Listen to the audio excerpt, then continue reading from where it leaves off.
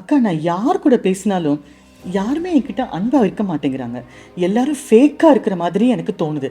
யாருமே உண்மையா நம்மளோட அன்போடையும், மரியாதையோடையும் பேச மாட்டேங்கிறாங்க. அப்படின்னு நீங்க உணர்ந்திருக்கீங்களா? இல்ல எனக்கு யார் கூட பேசவும் இன்ட்ரெஸ்ட்டே இல்ல. என்ன யார் கூட பேசினாலும் எனக்கு அந்த எக்ஸைட்மெண்ட்டே வரமாட்டேங்குது. ஐயோ! ஒரு புது நபர் கூட பேசுறோமே, புது விஷயம் கத்துக்கலான்ற அந்த ஒரு எக்ஸைட்மெண்ட்டே வரமாட்டேங்குது அப்படின்னீங்கன்னா, அதுக்கு நெறைய காரணங்கள் இருக்கலாம். அதுல மிக முக்கியமான காரணம், நீங்க ஒரு ஜட்ஜ்மெண்டல் பெர்சனா அப்படின்னு யோசிச்சு பாருங்க. நம்மள சுத்தி இருக்கிறவங்கள நம்மளோட விருப்பத்துக்கு ஏத்த மாரி நம்ம ஜட்ஜ் பண்ணிட்டே இருக்கும்போது, யாரு கூடயும் நம்மளால முதல்ல முழுமையா பழக முடியாது அப்படிங்கிறது தான் உண்மை. ஏன்னா, ஒரு விஷயத்த நம்ம ஜட்ஜ்மெண்ட் பண்ணிட்டோம் அப்படின்னா, அதுக்கப்புறம் அதுலேருந்து அந்த ரிலேஷன்ஷிப்பை பெட்டர் ஆக்கிறதுக்கோ, இல்ல அந்த சிச்சுவேஷனை பெட்டர் ஆக்கிறதுக்கோ நமக்கு வாய்ப்பு இல்லாம போயிடும். ஆனா, அதை தவிர நம்ம அண்டர்ஸ்டாண்ட் பண்ணிக்கிறதுக்கு நம்ம முயற்சிக்கும் போது, அவங்கள நம்ம புரிஞ்சுக்க முயற்சிக்கும் போது, கண்டிப்பா அந்த ரிலேஷன்ஷிப்போ இல்லைன்னா அந்த சிச்சுவேஷனோ இன்னும் பெட்டரா ஆகிறதுக்கும், பெட்டரா டீல் பண்றதுக்கும் நம்மளால ஓப்பன் மைண்டோட இருக்க முடியும். அதனால யார் கூடயாவது புதுசா பேசும்போது, இவங்க இப்படிதானோ, அவங்க அப்படிதானோ அப்படின்னு ஜட்ஜ்மெண்ட் எல்லாம் பண்ணாம, ஓ இவங்களுக்கு இது பிடிக்கும் போல இருக்கு, அவங்களுக்கு அது பிடிக்கும் போல இருக்கு,